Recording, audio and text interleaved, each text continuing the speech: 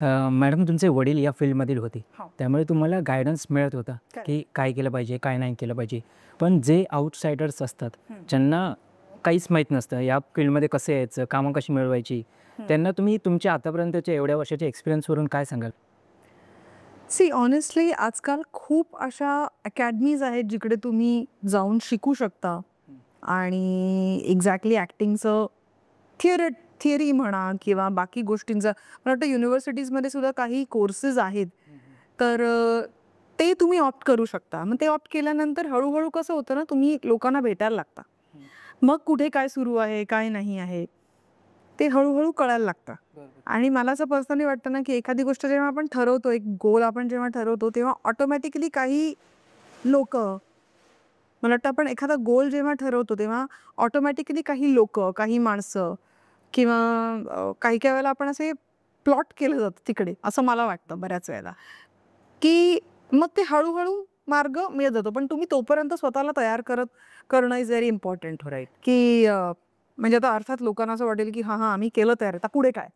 पण काही अकॅडमीज आहेत, काही लोकं आहेत, ज्यांना तुम्ही कनेक्ट करू शकता आणि आता तर सोशल मीडियामुळे गोष्टी इतक्या जवळ आलेल्या आहेत, की you are just one Instagram away, one message away, की हे असं आहे. खूप कास्टिंग कंपनीज आहेत, ज्यांच्या वेबसाईट्स आहेत, ज्याच्यावरती जाऊन तुम्ही काय म्हणतात, तुमचा पोर्टफोलिओ किंवा सीव्ही अपडेट करू शकता आणि इन जनरलच स्किल वाईज तुम्हाला स्वतःला better and better I think कुठलीही गोष्ट किंवा ॲक्टिंग काय किंवा बाकी कुठलीही गोष्ट या क्षेत्रामध्ये मग तुम्ही डान्स रिलेटेड असाल किंवा मग अँकरिंग असेल किंवा स्किट असेल किंवा नाटक असेल, सिनेमा, एनिथिंग. मला असं वाटतं तुम्हाला स्वतः माणूस म्हणून तुम्ही किती मोठे होताय किंवा कसे ग्रो करताय, त्याच्यानुसार हळूहळू या सगळ्या एक अपॉर्च्युनिटीज तुम्हाला मिळत जातात. देर इज काय हार्डवर्क शिवाय काही इलाजच नाहीये. म्हणजे स्वतःवरती वेन यू लुक बॅक तुम्हाला असं होतं ना, की जेव्हा आता म्हणजे माझं असं लक्षच्या वेळेला व्हायचं, की मी खूप वर्कोहॉलिक आहे. त्याच्यामुळे आता असं नाही, की मी फार रेग्युलर, पण पूर्वीच्या मानाने आत्ता मी काम कमी दिवस करते आहे. काम करत नाही असं नाही, पण काम कमी दिवस करते.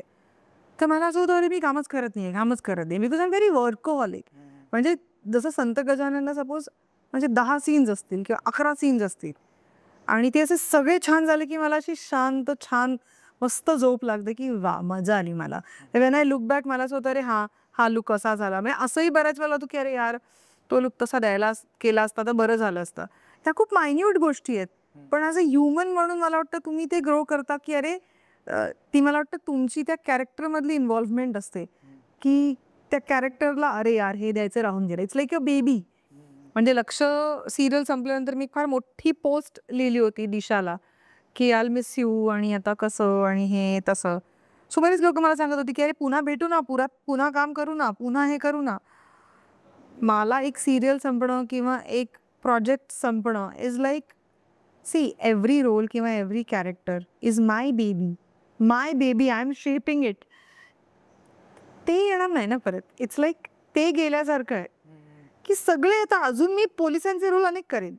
अजून अनेक वेळेला मी नारायणी करेन. अजून अनेक वेळेला वेगवेगळ्या त्याच सेम धाटणीचे रोल करेन. पण तो रोल नाही ना करणार. दिशा सूर्यवंशी पुन्हा येणार नाही ना आयुष्यात माझा.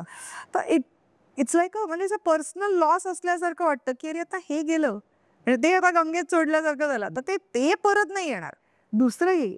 सो मला असं वाटतं, की ती इन्व्हॉल्वमेंट तुमच्या कामातली तुम्ही लोकांना भेटून किती पी-आर एक सांभाळणं फार इम्पॉर्टंट आहे तुम्हाला. जितके लोकांशी तुम्ही बोलताय कारण या फील्डमध्ये असं म्हणतात, की ॲक्टर म्हणून तुम्ही 4 पैसे किंवा नट म्हणून तुम्ही 4 पैसे कमी असलात तरी हरकत नाही. पण माणूस म्हणून तुम्ही बेटर असणं गरजेचं आहे. बिकॉज अख्खं फील्डच मला वाटतं हेच काय कुठलंही फील्ड, की सगळी फील्डच माणसांची रिलेटेड आहे. सो तुम्ही एकमेकांबरोबर कसं चांगलं वागताय, कसं त्यांना एकमेकांबरोबर कसे ग्रो करताय. कारण फॉर्च्युनेटली मी आणि मला असं वाटतं, की प्रत्येक आजूबाजूच्या तुमच्या माणसाकडनं जे जसं शिकता येतंय तेव्हा या. कारण मी जेव्हा मुलुंडला राहायचे, तेव्हा मुलुंडवरनं मी 1 ऑडिशन किंवा 2 ऑडिशन ठरलेल्या करायला जायचे. चुपचाप अंधेरी किंवा ह्याला ॲडसाठी आता जेव्हा ऑडिशन जातात, तर ऑडिशनसाठी ॲक्चुअली ट्रॅव्हल करून जायला लागत नाही. पण तेव्हा जायला लागायचं. सो ॲक्च्युअल जेव्हा तिकडचं तेव्हा 2 ते 2 ऑडिशन द्यायचे आणि यायचे. आणि एकदा मी श्रीजी च्या इथे जेव्हा ऑडिशनला गेलेले होते, एक मुलगी मला भेटली लिफ्टमध्ये. ती म्हणाली, "hi, how are you?" Good, how are you? तिने पण मेकअप केला होता, मी पण केला होता. ती म्हणाली, "are you going for an audition?" म्हटलं, "yeah, I am going for an audition. Can I come?" तर आय वॉज नॉट शुअर. म्हटलं, "yeah, I think you can come. You can ask. I think it's a shortlisted audition, but you can definitely check." तर तिने विचारलं. आधी एक त्यांनी विचारलं तर दुसऱ्या बाजूला तिला सांगितलं, "no sorry, it's a shortlisted audition." मग दुसऱ्या एका ठिकाणी ती गेली आणि ती म्हणाली, "can I give an audition?" तर ते म्हणाले, "yeah, you are suitable, you can join in." So ती गोष्ट मी तिकडनं शिकले, की आपल्याला फार असं असतं की हां, हे एवढंच मी हेच करणार. बट जी लोकं आउट ऑफ मुंबईमधनं येतात, इथे राहतात, त्यांचं कसं असतं की मला रेंट भरायचं आहे, मला माझं जिमच्या गोष्टी मेंटेन करायच्या आहेत. इतर लाईव्हलीहूडसाठी ज्या काही गोष्टी आहेत ते सगळं मला करायचं आहे. त्याच्यामुळे त्यांना ते कंपल्सरी आहे. त्याच्यामुळे ते ज्या शिद्दतने, ज्या पद्धतीने काम करतात, मला वाटतं ती चिकाटी माझ्यात नव्हती ऑनेस्टली. बिकॉज मी मुंबईतच राहणारे होते. मला असं झालं होतं की हां, ठीक आहे, माझ्या आई-वडिलांचं घर आहे, माझं झालं, ऑडिशन देऊन आलं की मला घरी जायचं आहे.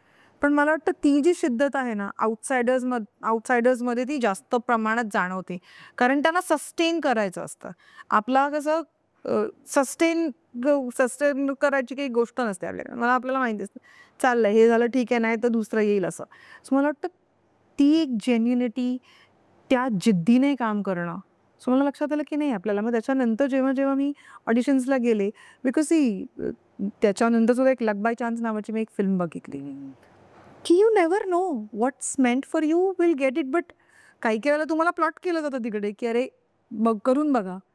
आणि त्याच्यानंतर काही ॲड्स मी लिटरली तशा केल्या की can I give an audition. आणि माझा एक को ॲक्टर मला बोलला होता की आपण कामच मागतोय ना, यू आर नॉट बेगिंग. तुम्ही काय बेग करत नाही आहात कोणाकडे. You are asking for a work. I want to work. Do you have work and if am I suitable for that. It's like a giving an interview की अच्छा, इकडे एक काय म्हणतात कामाची संधी आहे, मला करायची इच्छा आहे, कॅन आय आस्क. विचार करायला काय हरकत आहे, नाही का. सो ते मला फार इंटरेस्टिंग वाटलं. त्याच्यामुळे मला असं वाटतं की ते तुमच्या जेहनमध्ये बसलं पाहिजे की मला हे करायचं आहे. मग ऑटोमॅटिकली गोष्टी मिळत राहतात. मग ती अकॅडमी असेल किंवा एखादा माणूस असेल किंवा तुम्ही नाटक बघायला गेलेलं असताना सुद्धा रॅन्डम भेटलेला माणूस असेल, ज्याच्यामुळे अचानक तुम्हाला काम मिळू शकतं. सो काय म्हणतात, सुदैवाने किंवा दुर्दैवाने ह्याला काही नियम नाही आहेत की हे केल्यावर हे वर्क होईल, हे केल्यावरती हे तुमच्यासाठी वर्क होईल, एखाद वेळेस होणार पण नाही. पण मग मी हे करून बघू का, अरे ह्याच्याने काय वर्क होत नाही. But you never know, that might work for you. Right. So be very attentive की असं मला वाटतं. ओके.